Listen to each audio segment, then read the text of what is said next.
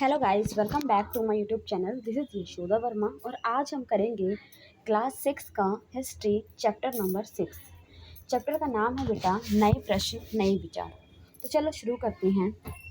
यहाँ एक बच्ची है अनथा जो सैर पर निकली है। ठीक है, अनथा आज पहली बार अपने विद्यालय की ओर सैर पर जा रही थी। इसके लिए उसने देर रात महाराष्ट्र से वाराणसी उत्तर प्रदेश की ट्रेन पकड़ी। स्टेशन पर अनघा को छोड़ने आई उसकी मां ने अध्यापिका से कहा, बच्चों को बुद्ध के बारे में बताने के साथ साथ उन्हें सारनाथ दिखाने भी ले जाइएगा। ठीक है, ये अनघा की मम्मी ने अध्यापिका से बोला कि बच्चों को जो है सारनाथ के भी दर्शन करवा देना। ठीक है, आज हम देखते हैं बुद्ध की कहानी। बुद्ध के बारे में जानते हैं कि बुद्ध का जन्म कहाँ हुआ था, कैसे हुआ था, कब उन्हें निर्माण की प्राप्ति हुई थी, कहाँ उनको उनकी मृत्यु हुई थी, कहाँ पर उन्होंने जो है अपने उपदेश दिए थे, कौन सी भाषा में उपदेश दिए थे। इन सब सवालों के जवाब हम इसमें पढ़ेंगे। तो सबसे पहले देखो बच्चा, बौद्ध धर्म के संस्थापक जो हैं सिद्धार्थ थे। बौद्ध धर्म के जो संस्थापक थे सिद्धार्थ थे, जिन्हें गौतम के नाम से भी जाना जाता है। सिद्धार्थ को गौतम के नाम से भी हम जानते हैं।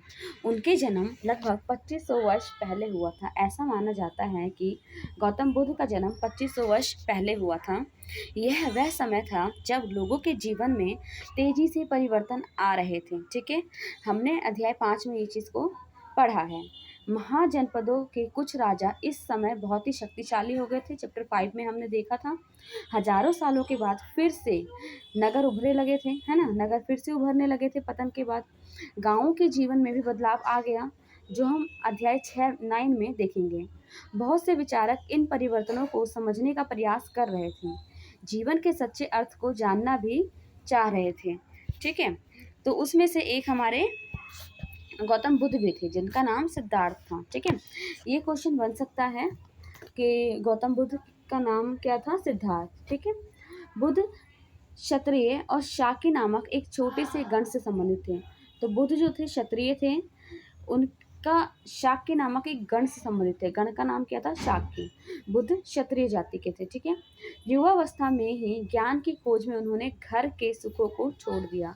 अभी हम बता रहे हैं कि जब वो छोटे ही थे, युवा ही थे, तब उन्होंने ज्ञान की प्राप्ति के लिए अपने घर को छोड़ दिया। अनेक वर्षों तक भ्रमण करते रहे तथा अन्य विचारकों से मिलकर चर्चा करते रहे।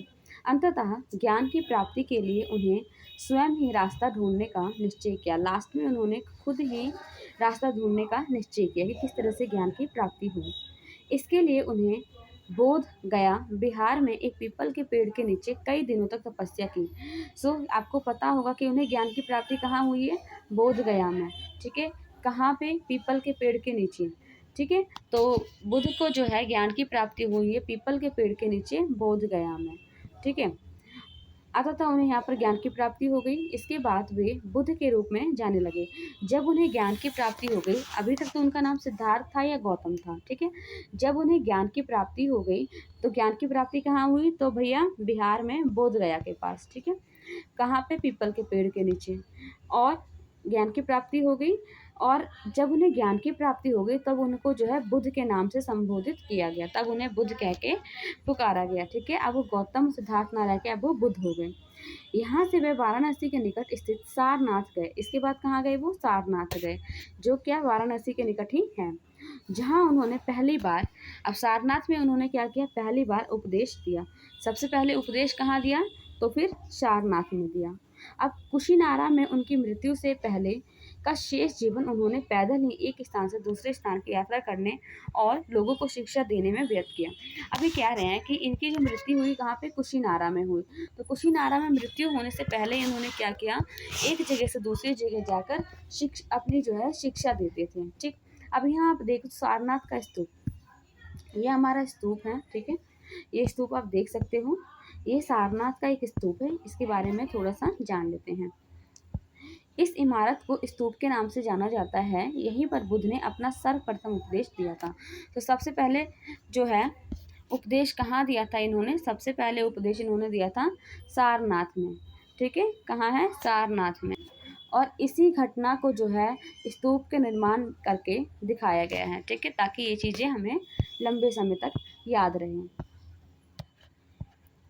बुद्ध ने शिक्षा दी कि यह जीवन कष्टों और दुखों से भरा हुआ है। बुद्ध का कहना था कि ये जीवन जो है हमारा, जीवन में कष्ट और दुख ही भरे हुए हैं। और ऐसा क्यों है? क्योंकि ऐसा हमारी इच्छा और लालसाओं के कारण है। क्यों?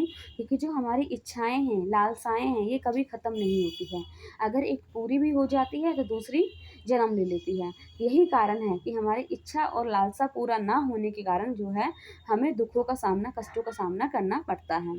ठीक, ये कारण होता है। कभी कभी हम जो चाहते हैं वह प्राप्त कर लेते हैं, फिर उसके बाद संतुष्ट नहीं होते एवं अधिक अथवा वस्तुओं को पाने की इच्छा करने लगते हैं। जैसे कि मैंने बताया कि हमारी जो इच्छाएं कभी खत्म ही नहीं होती है। ठीक है, जब एक चीज़ की इच्छा पूरी हो जाती है तो हमारी दूसरी चीज़ की इच्छा उत्पन्न होती है या और ज़्यादा लेने की इच्छा होती है। इसलिए जो है हमारे जीवन में दुख जो है कभी ख़त्म ही नहीं हो पाता है। बुद्ध ने इस लिप्सा को क्या कहा? तृष्णा कहा।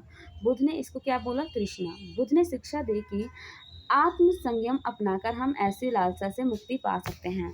बुद्ध ने कहा कि अगर हम अपने मन पर काबू पा लें, अपनी इच्छाओं को दबा लें, तो हम जो है इस मन के ऊपर काबू पा सकते हैं और इससे जो है इस दुखों से हम दूर जा सकते हैं। उन्होंने लोगों को दयालु होने और मनुष्यों के साथ साथ जानवरों के जीवन का भी आदर करने की शिक्षा दी। उनके हिसाब से मनुष्य को ही सिर्फ दर्द नहीं होता, जानवरों को भी दर्द होता है, तो उनकी भी जो है हमें रिस्पेक्ट करनी चाहिए। वे मानते थे कि हमारे कर्मों का परिणाम चाहे अच्छा हो या बुरा, हमें वर्तमान जीवन के साथ साथ जीवन को भी प्रभावित करते हैं। बुद्ध ने अपनी शिक्षा सामान्य लोगों की प्राकृतिक भाषा में दी। तो यहाँ पर एक क्वेश्चन बनता है कि बुद्ध ने अपनी शिक्षा किस भाषा में दी? तो बेटा प्राकृतिक भाषा में दिया। ठीक है, बुद्ध ने अपनी शिक्षा प्राकृतिक भाषा में दिया, इससे सामान्य लोग उनकी चीज़ों को समझ सकें। ठीक, स्थानीय जनता जो है उनकी शिक्षा को समझ सके। बुद्ध ने कहा कि लोग किसी शिक्षा को केवल इसलिए नहीं स्वीकार करते हैं कि उनका ये उपदेश है, बल्कि वे कहते हैं कि अपने विवेक से उसको समझो, मापो और फिर उस चीज़ को स्वीकार करो। ठीक है, तो बुद्ध का मानना था कि सिर्फ इसलिए नहीं स्वीकार करो क्योंकि मैं कह रहा हूँ, उनके अकॉर्डिंग कि भैया इस चीज़ को समझो, क्या ये सही है? अगर सही है तो आप इसे मानो, नहीं तो आप नहीं मान सकते हैं। ठीक है, आज हम यहाँ पर देखते हैं किसा गौतमी की कहानी। एक महिला है किसा गौतमी, जिसके पुत्र की मृत्यु हो जाती है। चलो उसको हम देखते हैं। यह बुद्ध के विषय में एक प्रसिद्ध कहानी है। एक समय की बात है कि किसा गौतमी नामक एक स्त्री का पुत्र मर गया था। ठीक है, इस बात से बहुत ही ज़्यादा दुखी हुई और वह अपने बच्चे को गोद में लेकर सड़क पर घूम घूम कर लोगों से प्रार्थना करने लगी कि कोई उसके पुत्र को जीवित कर दे। एक भला व्यक्ति उसे बुद्ध के पास ले गया। एक व्यक्ति था, वो उसने क्या किया, इस महिला को बुद्ध के पास ले गया। बुद्ध ने कहा, मुझे एक मुट्ठी सरसों के बीज लाकर दो, मैं तुम्हारे पुत्र को जीवित कर दूंगा।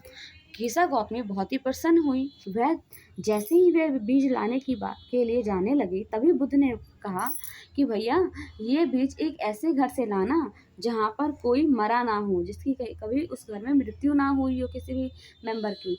तो किसा गौतमी एक दरवाजे से दूसरे दरवाजे गई, लेकिन वह जहाँ भी गई उसने पाया कि हर घर में किसी न किसी के पिता, माता, बहन, भाई, पति, पत्नी, बच्चा, चाचा, चाची, दादा, दादी, किसी न किसी की तो मृत्यु हुई है। इस बात को लेकर वो दुखी भी हुई। ठीक है, तो इससे क्या शिक्षा मिला कि भैया दुख जो है कभी ख़त्म नहीं हो सकता और ये हमारे अनोखे के लिए नहीं है, ये चीज़ सबके लिए सामान्य है। चलो यहाँ पर एक देख रखा है भारतीय दर्शन की 6 पद्धति, इसको हम थोड़ा सा देख लेते हैं। सदियों से भारत द्वारा सत्य की बौद्धिक खोज का प्रतिनिधित्व दर्शन की 6 शाखाओं में किया गया है। 6 शाखाओं ने किया है। ये क्या है? ये है वैशेषिक, न्याय, सांख्य, योग, पूर्व मीमांसा, वेदांत या उत्तर मीमांसा के नाम से भी जाने जाते हैं। दर्शन की इन 6 पद्धतियों की स्थापना क्रमशः ऋषि करदम, गौतम, कपिल, पतंजलि, जैमिनी, व्यास के द्वारा की गई है ना, जो आज भी देश में बौद्धिक चर्चा को दिशा देते हैं। जर्मन मूल के ब्रिटिश भारतीयविद फ्रेडरिक मैक्समूलर के अनुसार दर्शन की इन 6 शाखाओं का विकास कई पीढ़ियों के दौरान व्यक्तिगत विचारकों के योगदान से हुआ। यद्यपि एक दूसरे से भिन्न दिखते हैं, तथापि सत्य इनकी समझ में आधारभूत तालमेल देखता है। तो ये आपने देख लिया है ना। अब हम पढ़ते हैं उपनिषद के बारे में कि उपनिषद क्या है, इसकी रचना किसने की, कैसे हुई, क्या क्या चीज़ें होती हैं इसमें। चलो देखते हैं।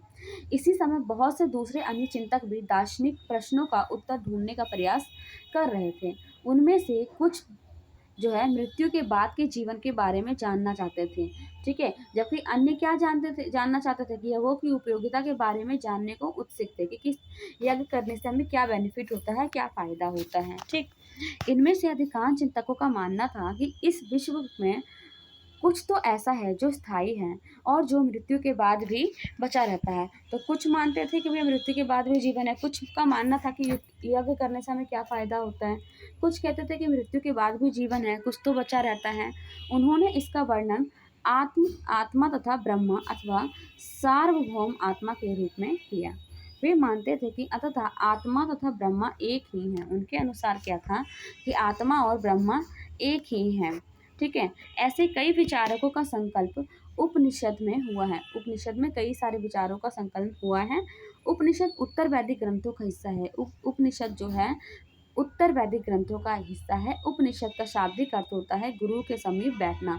अब ये भी क्वेश्चन आ जाता है कई बार कि उपनिषद का शाब्दिक अर्थ क्या होता है एमसीक्यू में, तो हमारा आंसर क्या होगा बेटा, गुरु के समीप बैठना। इन ग्रंथों में अध्यापकों विद्यार्थियों के बीच बातचीत का एक संकलन किया गया है। प्राय ये विचार सामान्यतः वार्तालाप के रूप में प्रस्तुत किए गए हैं। ठीक, अब यहाँ हम थोड़ा सा देख लेते हैं बुद्धिमान भिखारी के बारे में। ठीक, यह वार्तालाप छांदोग्य उपनिषद नामक प्रसिद्ध उपनिषद की एक कहानी पर आधारित है। चलो देखते हैं कि शौनक व अभिप्रतारिण नामक दो ऋषि सार्वभौम आत्मा की उपासना करते थे। एक बार जो ही वे भोजन करने के लिए बैठे, एक भिखारी आया और भोजन मांगने लगा। ठीक, शौनक ने कहा, हम तुम्हें कुछ नहीं दे सकते। तो भिखारी ने पूछा, विद्वजन आप किसकी उपासना करते हैं? तो अभी प्रतारिण ने उत्तर दिया, सार्वभौम आत्मा की। ठीक है, ओह, इसका मतलब आप यह जानते हैं कि सार्वभौम आत्मा संपूर्ण विश्व में विद्यमान है? ऋषियों ने कहा, हाँ हाँ, हम यह जानते हैं। भिखारी ने पूछा कि अगर यह सार्वभौम आत्मा संपूर्ण विश्व में विद्यमान है तो यह मेरे अंदर भी विद्यमान है। मैं कौन हूँ? मैं इस विश्व का एक भाग ही तो हूँ। तुम सत्य बोलते हो, युवा ब्राह्मण बोला।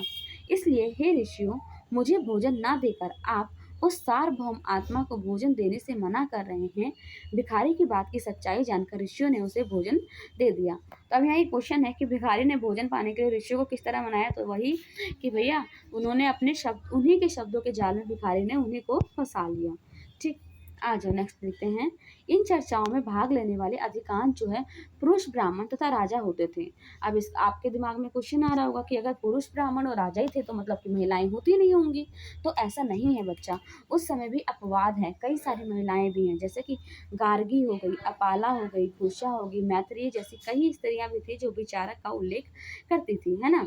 वे अपनी विद्वता के लिए जानी जाती थी, अपनी नॉलेज के लिए जानी जाती थी और वाद विवाद में भाग भी लिया करती थी। ऐसा नहीं है कि सिर्फ पुरुष ही थे। ठीक है, निर्धन व्यक्ति इस तरह के वाद विवाद में बहुत ही कम हिस्सा लेते थे। अब भैया निर्धन व्यक्ति के पास धन की कमी है, वो खाने पीने का सामान जुटा ले वही उनके लिए बहुत है। ये सब वाद विवाद कौन करता है? जिनको भरपूर हो जाता है, मतलब कि हमारी जो बेसिक नीड कंप्लीट हो जाती है तब हमारी सोच इन सब की ओर जाती है। अब जो निर्धन है वो पहले अपनी बेसिक नीड ही कंप्लीट करेगा तो वो ये सब कहाँ सोचने के लिए उसके पास टाइम है ना। तो यही रीज़न है कि निर्धन लोग इसमें वाद विवाद नहीं करते होंगे अकॉर्डिंग टू मी। इस तरह एक प्रसिद्ध अपवाद सत्याकाम जवाल का है। सत्यकाम जवाल का नाम उसकी दासी माँ के नाम पर पड़ा था। ठीक है, सत्यकाम जवाल का नाम जो है उसकी माँ के नाम पर पड़ा था। सत्यकाम के मन में सत्य जानने की तीव्र जिज्ञासा उत्पन्न हुई। सत्यकाम के मन में क्या हुई कि सत्य जानने की जिज्ञासा उत्पन्न हुई। गौतम नामक एक ब्राह्मण ने उन्हें अपने विद्यार्थी के रूप में स्वीकार किया तथा वह अपने समय के सर्वाधिक प्रसिद्ध विचारक में से एक बन गए। उपनिषदों के कई विचारों का विकास बाद में प्रसिद्ध विचारक शंकराचार्य के द्वारा किया गया, जिसके बारे में हम अध्याय 7 में पढ़ेंगे। व्याकरण विद पाणिनि के बारे में थोड़ी सी जानकारी हासिल करते हैं। इस युग में कुछ अन्य विद्वान भी खोज कर रहे थे। उन्हीं प्रसिद्ध विद्वानों में एक जो थे हमारे पाणिनि जो संस्कृत भाषा के व्याकरण की रचना की। उन्होंने स्वर तथा व्यंजनों को एक विशेष क्रम में रखकर उनके आधार पर सूत्रों की रचना की। ये सूत्र बीजगणित के सूत्रों से काफी मिलते जुलते हैं। इनका प्रयोग उन्होंने संस्कृत भाषा के प्रयोग के नियम लघु सूत्र लगभग 3000 के रूप में लिखे। ठीक है, हमने देख लिया व्याकरण पाणिनि के बारे में समझ लिया। देखो बेटा, चैप्टर जो है फर्स्ट टाइम अगर आप कुछ भी पढ़ते हो तो थोड़ा तो टफ लगेगा ही। ठीक है, फर्स्ट टाइम चीज़ें मैं मानती हूँ आपको भी टफ लगेगा, लेकिन जब आप इसे ऐसा करना, एक चीज़ कर सकते हैं हम, फर्स्ट टाइम आप इसको क्या करना, नॉर्मल की स्पीड में देखना, और एक बार और मैं बोलूँगी सेकेंड टाइम एक बार और देखना 2x की स्पीड में। ठीक है, 2x की स्पीड में। इससे क्या होगा, फर्स्ट टाइम तुम्हें जो समझ आएगा थोड़ा बहुत, सेकेंड टाइम में तुम्हारा रिविजन हो जाएगा। तो इससे क्या हो जाएगा कि तुम्हारे दिमाग में ये चीज़ जो है पक्का हो जाएगा। अगर आपको फिर भी नहीं समझ आता है तो आप क्या करना, 2x ना करके इसे 1.5 के x में देखना। ठीक है, 1.5 गुना की स्पीड में करके देखना, तो 100% ये चीज़ें आपको समझ आ जाएगा। फिर आपको दोबारा कभी भी बुक रीड करने की ज़रूरत नहीं पड़ेगी। और बेटा, ये जो क्लास 6 की NCERT हम कर रहे हैं, ये हम किसी भी जॉब की अगर हम प्रिपरेशन कर रहे हैं, किसी भी गवर्नमेंट जॉब की प्रिपरेशन कर रहे हैं, तो ये जो है सभी एग्ज़ाम में हेल्पफुल होने वाली है। तो इसे आप मैं इसे वर्ड टू वर्ड रीड कर रही हूँ इसलिए क्योंकि जो है आपको ये चीज़ ना लगे कि भैया मैम ने नोट से करवाए हैं। जैसे करवाने का मैं नोट से करवा सकती हूँ, लेकिन आपके दिमाग में ये क्वेश्चन रहता है कि नोट से करवाए हैं, हमें NCERT रीड करने की ज़रूरत पड़ेगी, पता नहीं क्या छोड़ दिया है मैम ने, क्या इंक्लूड किया है। तो एक बार आपके दिमाग में ये रहता है कि हमें NCERT रीड करना पड़ेगा। तो इसीलिए मैंने क्या किया है बेटा, आपकी हेल्प के लिए मैंने NCERT बुक ही उठा लिया है। ये भी हमारा लेटेस्ट बुक है, ठीक है, जो अभी न्यू पैटर्न पे आधारित है। तो इसको हम कर लेंगे। लाइन टू लाइन करने का रीज़न यही है कि आप दोबारा आपको बुक उठाने की ज़रूरत ना पड़े।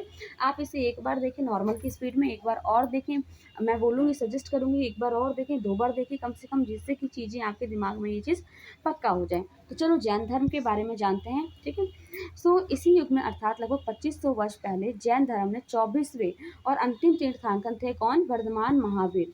ठीक है, तो जैन धर्म के 24वें और अंतिम तीर्थंकर थे वर्धमान महावीर। ठीक है, इन्होंने अपने विचार का प्रसार किया। और देखो, वह बज्जी संघ के लिच्छवी कुल के एक क्षत्रिय राजकुमार थे। जो हमारे वर्धमान महावीर थे, वज्जी संघ से बिलोंग करते थे और लिच्छवी कुल के एक क्षत्रिय राजकुमार हुआ करते थे। देखो, हमने ये चीज़ पहले अध्याय में भी पढ़ा था ना, इससे पहले 5वें चैप्टर में इस संघ के विषय में हमने 5th चैप्टर में पढ़ा था। 30 वर्ष की आयु में उन्होंने घर छोड़ दिया।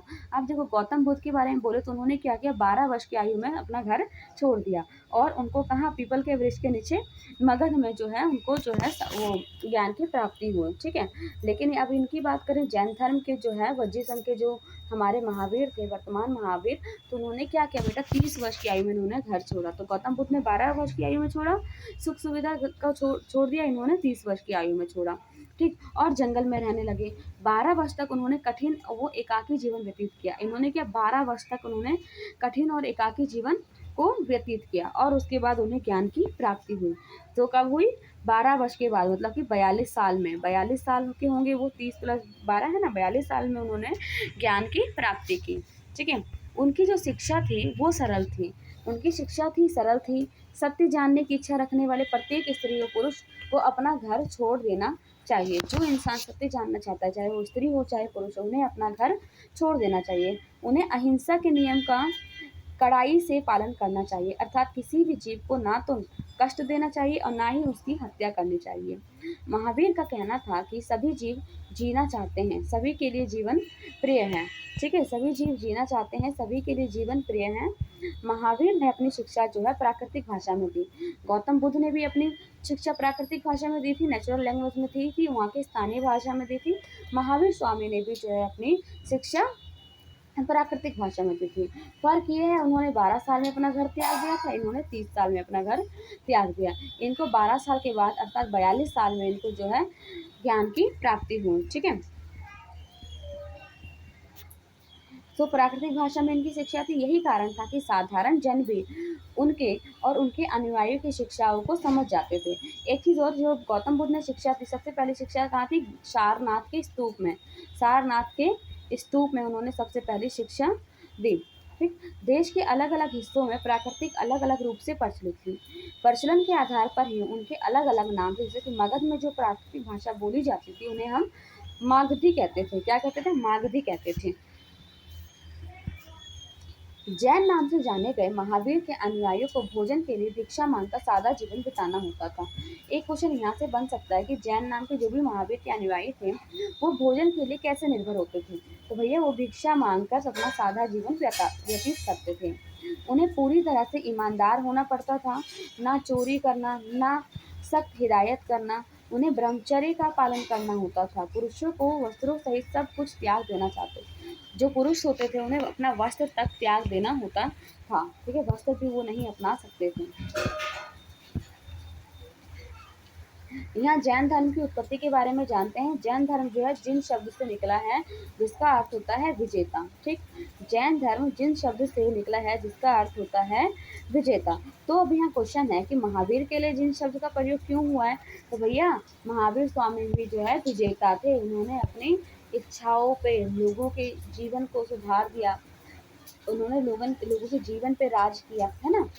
अब देखो यहाँ पे क्या कहना चाह रहा है कि अधिकांश व्यक्तियों के लिए ऐसे कड़े नियमों का पालन करना बहुत ही कठिन था। बेटा अभी बारिश हो रही है, बहुत तेज आपको बारिश की आवाज़ आ रही होगी, ज़बरदस्त बारिश हो रही है, बारिश का मौसम है आपको। तो यहाँ पे बारिश हो रही है, बारिश की आवाज़ सुनिए कितनी प्यारी आवाज़ आ रही है। देखो चलो आते हैं चैप्टर पे। अधिकांश व्यक्तियों के लिए ऐसे कड़े नियमों का पालन करना बहुत ही कठिन था, क्योंकि यहाँ पे हमने देखा कि भाई पुरुष लोग जो थे उनको अपने वस्त्र भी त्यागने पड़ रहे थे, है ना। तो फिर भी हजारों व्यक्तियों ने इस नई जीवन शैली को जानने और सीखने के लिए अपने घरों को छोड़ दिया। कई अपने घरों पर ही रहते और भिक्षु भिक्षुणी बने लोगों को भोजन प्रदान कर उनकी सहायता करते थे। कई लोग जो ऐसे थे जो अपने घर पर ही रहते थे, लेकिन जो इनकी सेवा कैसे करते थे, इन लोगों को जो है भोजन प्रदान करके। मुख्यतः व्यापारियों ने जैन धर्म का समर्थन किया। जो व्यापारी लोग थे उन्होंने क्या किया? जैन धर्म का समर्थन किया। किसानों के लिए इन नियमों का पालन करना बहुत ही कठिन था। क्यों? क्योंकि उनको तो भैया फसल की रक्षा करनी होती थी, उनको कीड़े मकोड़े से बचाना होता था, और फिर कीड़े मकोड़ों को बचाने के चक्कर में उन्हें कीड़े मकोड़े पर दवाई डालकर उनको मारना भी पड़ जाता था। इसलिए जो है किसान लोग इसमें पार्टिसिपेट नहीं कर पाते थे। बाद की सदियों में जैन धर्म उत्तर भारत के कई हिस्सों के साथ साथ गुजरात, तमिलनाडु और कर्नाटक में फैल गया। महावीर तथा उनके अनुयायियों की शिक्षाएं कई शताब्दी तक मौखिक रूप से होती थी। किस रूप से? मौखिक रूप से ही हो रही थी। वर्तमान में उपलब्ध जैन धर्म की शिक्षाएं लगभग 1500 वर्ष पूर्व गुजरात में वल्लभी नामक स्थान पर लिखी गई थी, जो हम मानचित्र 789 पेज नंबर पर देखते हैं। आइए थोड़ा हम संघ के बारे में जान लेते हैं कि संघ किसे कहते हैं। तो महावीर तथा बुद्ध दोनों का ही मानना था कि घर का त्याग करना। अब देखो दोनों में सिमिलैरिटी क्या थी कि महावीर और बुद्ध दोनों ही ऐसा मानते थे कि घर को त्याग करना पड़ेगा, तभी हम सच्चे ज्ञान की प्राप्ति कर सकते हैं। ऐसे लोगों के लिए उन्होंने संघ नामक संगठन बनाया, जहाँ पर घर का त्याग करने वाले लोग एक साथ रह सके। तो यहाँ आपका क्वेश्चन का आंसर मिल गया होगा कि संघ किसे कहते हैं। कि भैया जब ये घर को त्यागते थे ये लोग, जब ये झुंड में जाते थे, मतलब कि घर त्याग करके इनमें जुड़ते थे महावीर के अनुयायियों के साथ या बुद्ध के अनुयायियों के साथ, तो उन्हें रहने के लिए कोई जगह तो चाहिए, स्थान चाहिए। तो लोगों को जो उन्हें रहने के लिए उस संघ का नाम जो भी था उसे हम बोलते हैं संगठन, है ना। और जब वो संगठन पर जाकर एक जगह रहते हैं तो उसे हम बोलते हैं संघ। ठीक, एक बार रीड कर लो। ऐसे लोगों के लिए उन्होंने संघ नामक संगठन बनाया, घर का त्याग करने वाले लोग एक साथ रह सके। संघ में रहने वाले बौद्ध भिक्षुओं के लिए बनाए गए नियम विनय पिटक नामक ग्रंथ में मिलते हैं। जो भी बौद्ध भिक्षुओं के लिए नियम बनाए गए थे, बौद्ध भिक्षुओं के लिए ध्यान रखना, बौद्ध भिक्षुओं के लिए जो भी बौद्ध भिक्षुओं के लिए नियम बनाए गए थे, तो उनका जो है कहाँ मिलता है वो सारी चीज़ें कि भैया क्या क्या नियम थे, तो वो हमें विनय पिटक नामक ग्रंथ में मिलता है। विनय पिटक से हमें पता चलता है कि संघ में पुरुष और स्त्रियों के रहने की अलग अलग व्यवस्था थी। हमें उसमें उसे पढ़ने से, अध्ययन करने से पता चलता है कि जो पुरुष और स्त्री दोनों के रहने की अलग अलग व्यवस्थाएं थी। सभी व्यक्ति संघ में प्रवेश ले सकते थे। हालांकि संघ में प्रवेश के लिए बच्चे को अपने माता पिता से, अब देखो यहाँ पर कुछ चीज़ें दे रखी हैं कि कुछ दास भी होते होंगे जिनका इंटेंशन होता होगा इसमें एंटर करने का, कुछ बच्चे भी होते होंगे, है ना। तो वो कैसे लेते थे उसके बारे में नियम भी है कि भैया संघ में प्रवेश करने के लिए बच्चों को अपने माता पिता से, दासों को अपने स्वामी से, राजा के यहाँ काम करने वाले लोगों को वहाँ के राजा से, तथा कर्जदारों को अपने देनदारों से अनुमति लेनी होती थी, तब जाकर वो इस संघ में इंक्लूड होते थे। एक स्त्री को अपने पति से अनुमति लेनी होती थी, क्योंकि भैया पति उसके मालिक होते हैं। संघ में प्रवेश लेने वाले स्त्री पुरुष बहुत सादा जीवन जीते थे। वे अपना अधिकांश समय ध्यान में बिताते थे। अधिकांश समय क्या करते थे? ध्यान में बिताते थे, और दिन में एक निश्चित समय में वे शहरों तथा गाँव में जाकर भिक्षा मांगते थे। यही कारण है कि उन्हें भिक्षु तथा भिक्षुणी कहते थे। भिक्षा मांगने के कारण इनको भिक्षु तथा भिक्षुणी कहते थे। ठीक है। साधु के लिए प्राकृतिक शब्द कहा गया है, साधु जो थे उनके लिए प्राकृतिक शब्द कहा गया है। वे आम लोगों को शिक्षा देते थे और साथ ही एक दूसरे की सहायता भी करते थे। किसी तरह की आपसी लड़ाई का निपटारा करने के लिए वे प्राय बैठक भी किया करते थे। तब देखो, इतने सारे लोग रहेंगे तो कहीं ना कहीं किसी न किसी पॉइंट पे कितना भी हम शांतिपूर्वक अहिंसावादी जीवन जिए, कितना भी गुस्सा ना करें, लेकिन कहीं ना कहीं खिटपिट होता ही था छोटे मोटे सब चीज़ों में। तो उसके लिए निपटाने के लिए बैठक का निर्माण करते थे। संघ में प्रवेश लेने वालों में ब्राह्मण, क्षत्रिय, व्यापारी, मजदूर, नाई, गणिकाएं, दास आदि शामिल थे। अब संघ में जो है सभी लोग शामिल हुआ करते थे, चाहे वो ब्राह्मण हो, क्षत्रिय हो, व्यापारी हो, मजदूर हो, नाई हो, गणिकाएं, किसी भी कास्ट के। देखिए, इनमें से कई लोगों ने बुद्ध की शिक्षाओं के विषय में लिखा। कुछ लोगों ने संघ में अपने जीवन के विषय में सुंदर कविताओं की रचना की। अब जो ये लोग रहते थे संघ में, तो उनमें से कुछ लोग थे जिन्होंने क्या किया? बुद्ध की शिक्षा के बारे में लिखा। क्या लिखा? बुद्ध की शिक्षा के बारे में लिखा। और कुछ ने क्या किया? अपने जीवन के विषय में लिखा। अब जानते हैं थोड़ा सा हम बिहार के बारे में। बेटा, बिहार क्या होता है? अब मान लो ये जैन और बुद्ध के जो भिक्षु थे, जो लोग थे, अपना निकल तो जाते थे घर छोड़ के, लेकिन देखो अगर हम अपना घर छोड़ के एक निकल जाते थे रहने के लिए, तो नॉर्मल सीजन में तो ठीक है, लेकिन बरसात जैसे मौसम जैसे अभी है, तो इन दिनों में उनको रुकने में, कहीं ना कहीं रुकने के लिए जगह की जरूरत होती होगी ना। तो जहाँ वो रुकते थे उसे हम बोलते थे विहार।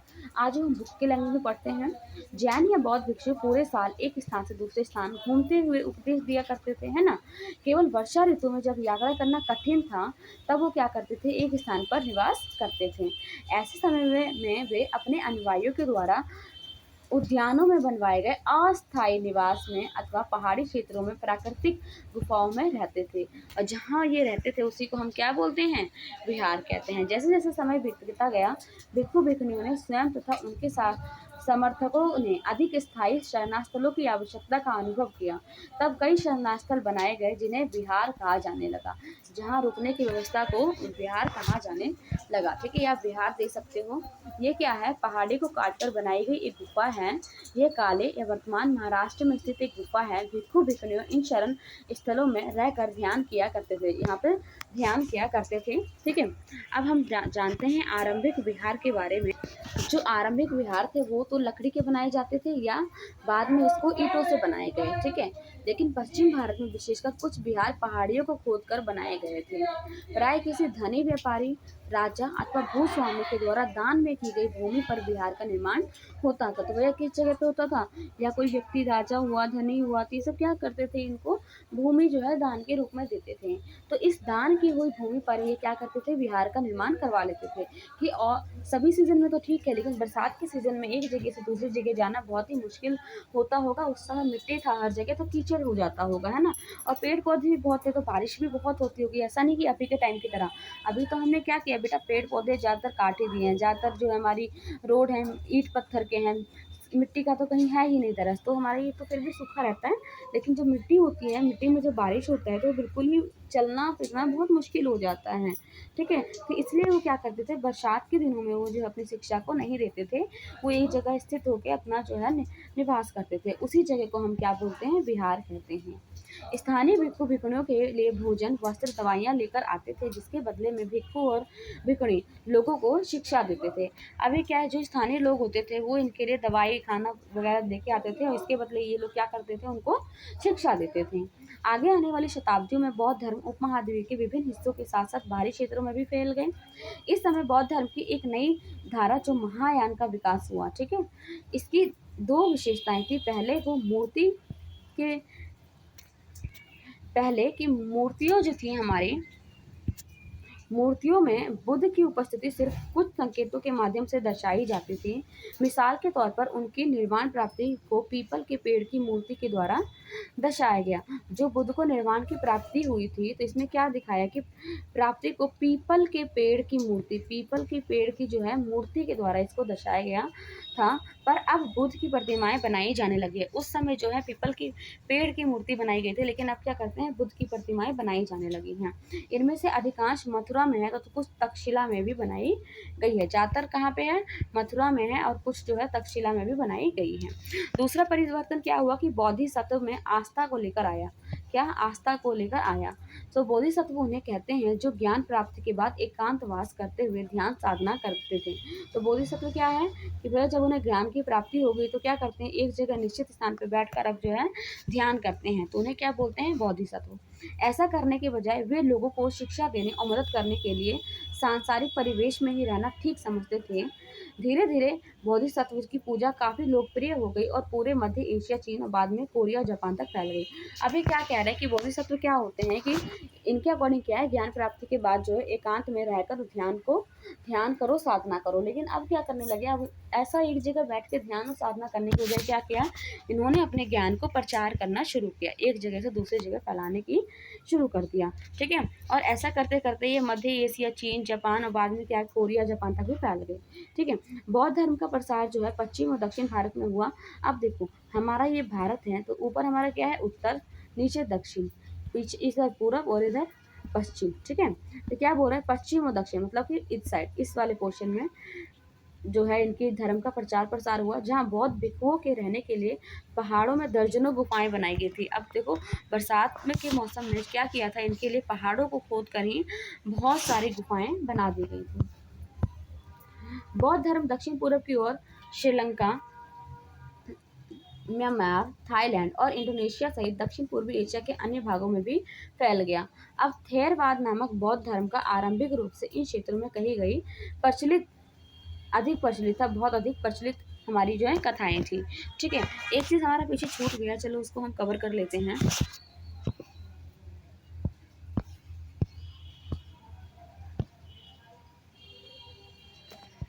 देखो, एक बौद्ध ग्रंथ से ज्ञात होता है, जिस तरह महासागरों में मिलने पर नदियों की अलग अलग पहचान समाप्त हो जाती हैं, ठीक उसी तरह क्या होता है, बुद्ध के अनुयायी जब बन जाते हैं तो उनके जो भी श्रेणी होते हैं, शूद्र, जो भी उनके वर्ण होते हैं, शूद्र, क्षत्रिय, पंडित, जो भी होते हैं वो क्या होते हैं, प्रवेश करते हुए अपना वर्ण, श्रेणी, सब परिवार त्याग देते हैं। अब वो सिर्फ क्या कहलाते हैं भैया, उस संघ के जो हैं लोग कहलाते हैं। अब उनका कोई जात कास्ट नहीं होता है। ठीक है,